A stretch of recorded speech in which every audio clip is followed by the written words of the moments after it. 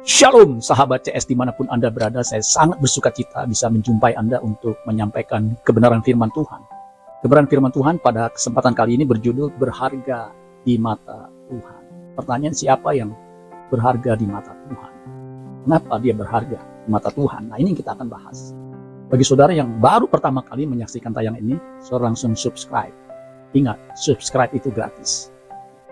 Dan jangan lupa tekan tombol lonceng notifikasinya, supaya setiap kali saya menerbitkan atau mengeluarkan edisi firman Tuhan yang terbaru, saudara yang pertama kali menyaksikannya, kalau saudara diberkati, bagikan kepada yang lain, supaya firman Tuhan disebarluaskan dan banyak orang diberkati, dan kita bisa bertumbuh bersama. Berharga di mata Tuhan, Yesaya pasal 43 ayat 3 dan 4. Dikatakan begini, ayat 3 Yesaya 43, sebab akulah Tuhan Allahmu yang Maha Kudus, Allah Israel, juru selamatmu. Aku menebus engkau dengan Mesir, yang memberikan Ethiopia dan Sheba sebagai gantimu. Ayat 4, perhatikan. Oleh karena engkau berharga di mataku. Jadi judul renungan kita ini diambil dari sini. Berharga di mata Tuhan dan mulia. Jadi bukan hanya berharga, tapi juga mulia. Dan aku ini mengasihi engkau, yang membuat kita berharga karena Tuhan mengasihi kita. Maka aku memberikan manusia sebagai gantimu dan bangsa-bangsa sebagai ganti nyawamu. Jadi yang membuat manusia itu berharga di mata Tuhan karena Tuhan mengasihi, Tuhan menyayangi, dan konsekuensinya dikatakan aku memberikan manusia. Siapa manusia yang diberikan kepada umatnya? Ya, kalau kita lihat konteksnya, sebab akulah Tuhan Allahmu yang Maha Kudus, Allah Israel, juru selamat. Aku menebus engkau. Manusia yang menjadi penebus, menjadi juru selamat adalah Yesus Kristus.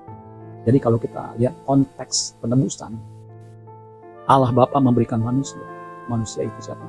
Yesus Kristus sebagai penebus. Ya. Sudah, saudara sekalian, jadi jelas manusia berharga di mata Tuhan karena Tuhan mengasihi. Kita mengatakan karena begitu besar kasih Allah akan dunia ini sehingga dikaruniakannya anak yang tunggal, supaya setiap orang yang percaya kepadanya tidak binasa. Ini ayat yang terkenal, Yohanes 3 ayat 16. Jadi manusia berharga karena sudah ditebus oleh darah Yesus, oleh kematian Yesus. Yesus adalah Mesias yang diurapi, datang untuk menjadi juru selamat. Di Matius 20 ayat 28, sebab sama seperti anak manusia datang bukan untuk dilayani, melainkan untuk melayani dan memberikan nyawanya menjadi tebusan bagi banyak orang. Jelas, saudara sekalian. Kata manusia di situ itu dari bahasa Ibrani Adam. Adam. Ingat, manusia pertama ketika diciptakan itu menjadi makhluk hidup. Kejadian pasal yang kedua kita baca di situ, dia adalah Adam. Dihembuskan nafas hidup, dibentuk dari tanah, dari debu tanah, kemudian dihembuskan nafas. Namanya Adam. Karena Adam berdosa, dia konsekuensi logisnya mati. Itu yang kita sudah bahas beberapa minggu lalu. Dan Adam yang kedua, manusia yang kedua, yaitu Yesus Kristus menjadi Adam yang akhir, yang menghidupkan. 1 Korintus 15 ayat 45. Seperti ada tertulis, manusia pertama, Adam menjadi makhluk yang hidup. Tetapi Adam yang akhir menjadi roh yang menghidupkan. Kalau Yesus tidak datang, tidak mati di kayu salib, kita semua mati. Matian kekal, maut. Semua manusia meluncur masuk. Tapi karena Yesus datang menyelamatkan kita, itulah sebabnya dia juru selamat kita, saudara-saudara sekalian. Makanya Mazmur mengatakan, Mazmur 116 ayat 15, berharga di mata Tuhan kematian semua orang yang dikasihi.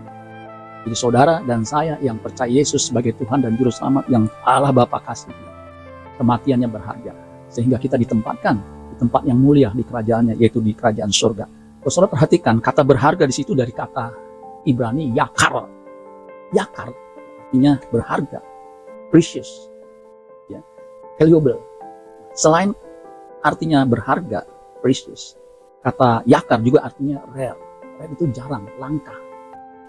Jadi saudara, itu satu-satunya ciptaan yang memang berbeda dari yang lain. Itulah sebabnya Tuhan sangat mengasihi kita. Kata yakar juga artinya heavy. Heavy, punya bobot, saudara sekalian. Karena dia mengemban misi Allah, yaitu menjadi segambar serupa dengan Allah. Ketika manusia diciptakan, Kejadian 1 ayat 26 dan 27, baiklah kita menjadikan manusia menurut gambar dan rupa kita. Jadi manusia dirancang dan memiliki keserupaan dengan Allah.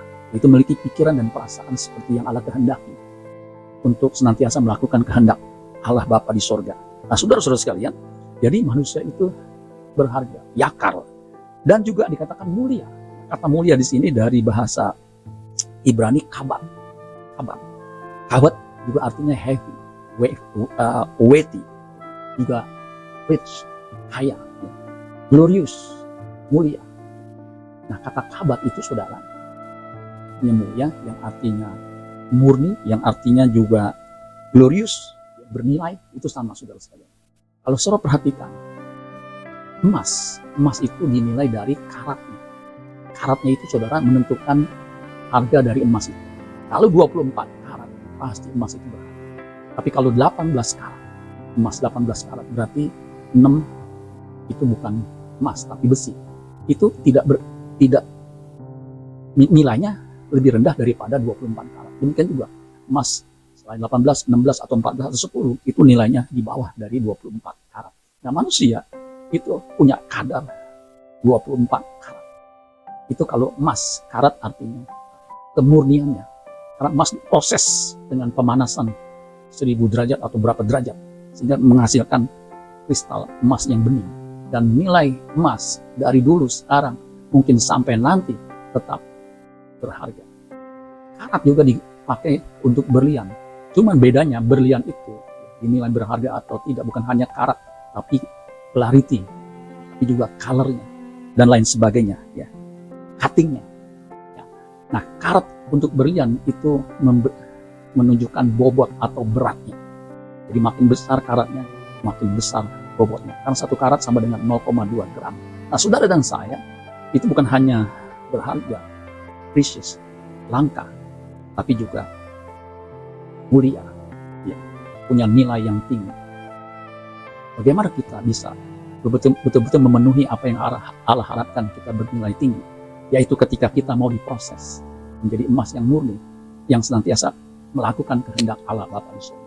Itulah sebabnya Yesus sebelum dia naik ke surga, dia memberikan amanat agung, yaitu jadikanlah semua bangsa muridku, baptislah mereka dalam nama Bapa, Anak, dan Roh Kudus, kemudian ajarlah mereka melakukan segala sesuatu yang telah kuperintahkan kepadamu, dan ketahuilah aku menyertai kamu senantiasa sampai kepada akhir zaman. Jadi saudara sekalian, kita diproses sehingga kita segambar dan serupa dengan Allah dan melakukan kehendak Bapa di surga. Saudara dan saya berharga dan mulia di hadapan Tuhan. Amin buat firman Tuhan. Tuhan Yesus memberkati. Sola Gracia.